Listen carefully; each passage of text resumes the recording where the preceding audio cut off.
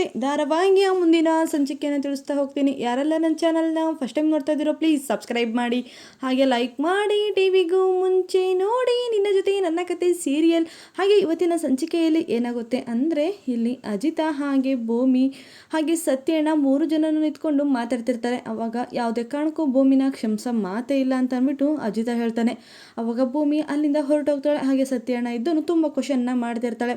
ಅಂದರೆ ಭೂಮಿ ಹೋಗಿ ಹೇಳೋದಕ್ಕೆ ಕಾರಣ ಹೇಳು, ನಿನ್ನ ಮೇಲೆ ಇರೋ ಅಭಿಪ್ರಾಯ ತಾನೆ, ನಿನಗೇನಾದರೂ ಹೆಚ್ಚು ಕಡಿಮೆ ಆಗುತ್ತೇನೋ, ನಾನು ನಿನ್ನ ಜೊತೆ ಇದ್ದರೆ ನಿನ್ನ ಜೀವಕ್ಕೆ ಏನಾದರೂ ಆಪತ್ತು ಆಗ್ಬೋದೇನೋ ಅಂತ ಅಂದ್ಬಿಟ್ಟು ಅವಳು ನಿನ್ನಿಂದ ದೂರ ಆಗೋದಕ್ಕೆ ಪ್ರಯತ್ನ ಪಟ್ಟಲೆ ಹೊತ್ತು ಈ ಥರ ಏನು ಉದ್ದೇಶ ಇರೋದಿಲ್ಲ ಅಂತ ಅಂದ್ಬಿಟ್ಟು ಇಲ್ಲಿ ಸತ್ಯಣ್ಣ ಬಿಡಿಸಿ ಹೇಳ್ತಾನೆ. ಆದರೆ ಅಜಿತಾ ಇದ್ದನು ಅದನ್ನು ನಂಬ್ತಿರಲ್ಲ. ಆವಾಗ ನೀವು ಎಷ್ಟೇ ಹೇಳಿದ್ರು ನಾನು ನಿಮ್ಮ ಮಾತನ್ನ ಕೇಳೋದಿಲ್ಲ, ನನಗೆ ಅವಳ ಮೇಲೆ ಯಾವುದೇ ಒಳ್ಳೆಯ ಅಭಿಪ್ರಾಯ ಇಲ್ಲವೇ ಇಲ್ಲ, ಅವಳು ಮಾಡಿರೋ ಅನ್ಯಾಯನ ನಾನು ಯಾವುದೇ ಕಾರಣಕ್ಕೂ ಕ್ಷಮಿಸೋ ಮಗನೇ ಅಲ್ಲ ಅಂತ ಅಂದ್ಬಿಟ್ಟು ಅಜಿತ ಹೇಳ್ತಾನೆ. ಅವಾಗ ನೀನೇನು ಹೇಳಿಬಿಟ್ಟಿಯಪ್ಪ, ಅವಳು ಮಾಡಿಲ್ಲ ಅಂದ್ರೂ ನಿನ್ನ ಬೈಗುಳಕ್ಕೆ ನೀನು ಇದಕ್ಕೆ ಅವಳು ಅಂದರೆ ಎಷ್ಟು ಮನಸ್ಸಿಗೆ ಹರ್ಟಾಗಿಟ್ಬಿಡ ಹೇಳು, ನೀನು ಅಷ್ಟೆಲ್ಲ ಮಾತಾಡಿದ್ರು ನಿನ್ನ ಜೊತೆ ಇದ್ದಾಳೆ ಅನ್ನೋದಕ್ಕೆ ನೀನು ಒಂದು ಪ್ರತಿಫಲನಾದ್ರೂ ಕೊಡಬೇಕು ತಾನೆ ಅಂತ ಅಂದ್ಬಿಟ್ಟು ಇಲ್ಲಿ ಸತ್ಯಣ್ಣ ಹೇಳ್ತಾನೆ. ನೋಡು ಸತ್ಯಣ್ಣ, ನನ್ನ ತಾಯಿಗೆ ಅನ್ಯಾಯ ಮಾಡಿರೋದು, ನನ್ನ ತಾಯಿ ಕೋಮಟೇಜಿ ಹೋಗೋ ಥರ ಸ್ಥಿತಿ ತಂದಿಟ್ಟಿದ್ದಾಳೆ. ನಿನ್ನ ಹೆಂಡ್ತಿನೂ ಹೀಗೆ ಇದ್ದು ನಿನ್ನ ತಾಯಿಗೆ ಏನಾದರೂ ಈ ಥರ ಮಾಡಿದರೆ ನೀನು ಏನು ಮಾಡ್ತಿದ್ದೆ ನಿನ್ನ ಹೆಂಡ್ತಿಗೆ ಹೇಳು. ಆದರೆ ನನ್ನ ತಾಯಿ ವಾಪಸ್ ಬಂದಿರ್ತಕ್ಕೆ ಒಂದೇ ಒಂದು ಕಾರಣಕ್ಕೆ ನಾನು ಅವಳನ್ನ ಸುಮ್ಮನೆ ಬಿಟ್ಟಿದ್ದೀನಿ.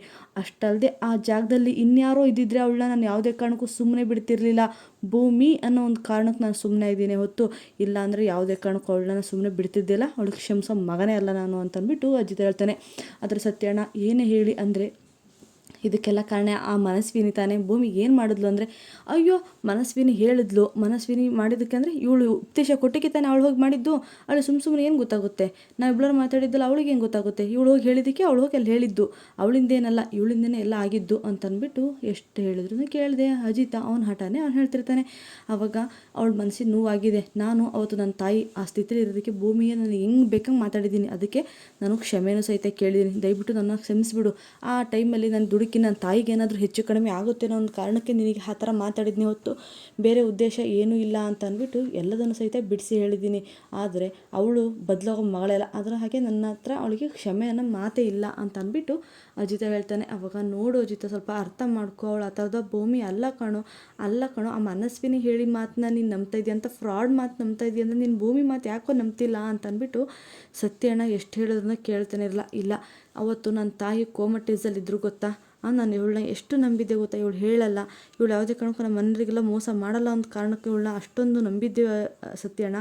ಆದರೆ ಇವಳು ಹೀಗೆ ಮಾಡ್ತಾಳೆ ಅಂತ ಗೊತ್ತಾಗಲಿಲ್ಲ. ನಮ್ಮ ಕೋಮದಲ್ಲಿದ್ದರು, ಅಕಸ್ಮಾತ್ ನಮ್ಮಮ್ಮ ಕೋಮದಿಂದ ಹೊರಗಡೆ ಬರಲೇ ಇಲ್ಲ ಅಂದಿದ್ರೆ ನನ್ನ ಗತಿಗೆ ಏನಾಗಬೇಡ ನೀನು ಹೇಳು ಅಂತ ಅಂದ್ಬಿಟ್ಟು ಇಲ್ಲಿ ಅಜಿತ ಕೇಳ್ತಾನೆ. ಅವಾಗ ಅದೆಲ್ಲ ಬಿಟ್ಟಾಕು, ಕೋಮದಲ್ಲಿದ್ದಾಗ ನಾವು ವಾರ್ಡಾಗಿದ್ದಾಗ ಅಪ್ಪ ಅವಾಗ ಎದ್ದೋಗಿ ಅಮ್ಮನ ಮೂಗ್ ತಕ್ಕ ಕೈ ಇಟ್ಟು ನೋಡೋರು, ಅಂದರೆ ಅವ್ರು ಬದುಕಿದಾರೋ ಸತ್ತೋಗಿದಾರೋ ಅಂತ ಅಂದ್ಬಿಟ್ಟು ಚೆಕ್ ಮಾಡೋರು.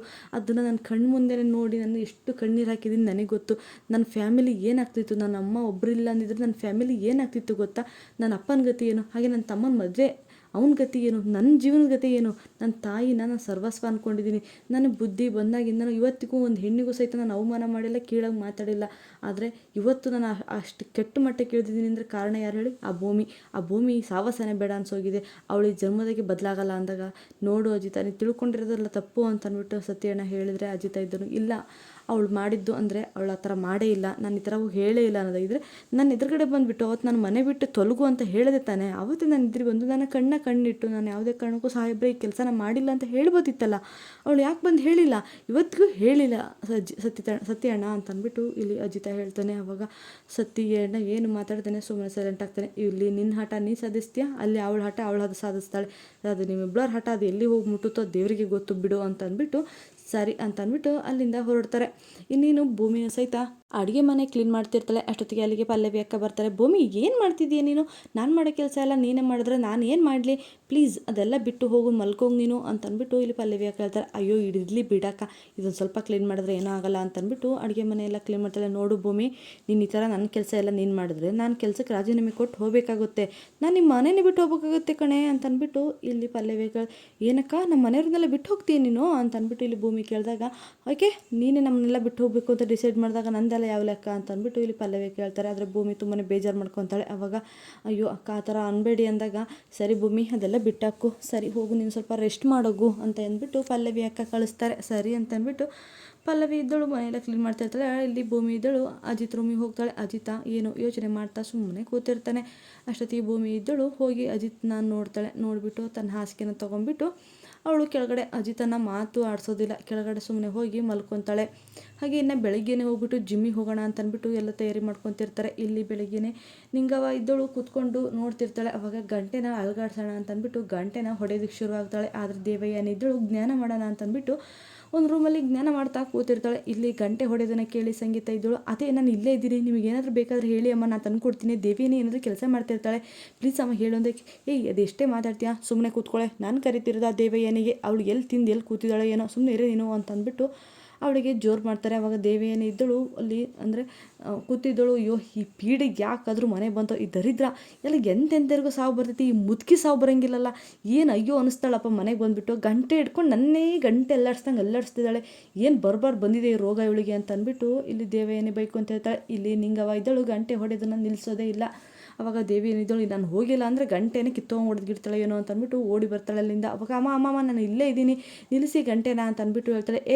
ಕೆಪ್ಪಿನೇನೆ ನೀನು ಅಂದಾಗ, ಇಲ್ಲಮ್ಮ ನಾನು ರೂಮ್ ಒಳಗಡೆ ಬಾಗಿಲು ಹಾಕ್ಕೊಂಡಿದ್ದೆಲ್ಲ ಕೇಳಿಲ್ಲ ಅಂತ ಅಂದ್ಬಿಟ್ಟು ಇಲ್ಲಿ ದೇವಯ್ಯನೇ ಹೇಳ್ತಾಳೆ.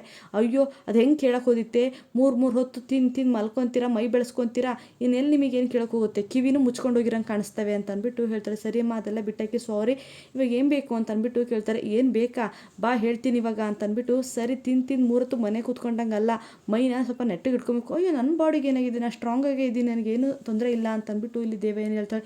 ನಿನ್ನೆ ತೊಂದರೆ ಇಲ್ಲ ಕಣೆ, ಇವಳಿಗೈತಲ್ಲ ಸಂಗೀತ ನೋಡು ಹೆಂಗಿದ್ದಾಳೆ, ಅವಳನ್ನ ಡೈಲಿ ಇನ್ಮೇಲೆ ನೀನು ವಾಕ್ ಕರ್ಕೊಂಡು ಹೋಗ್ಬೇಕು.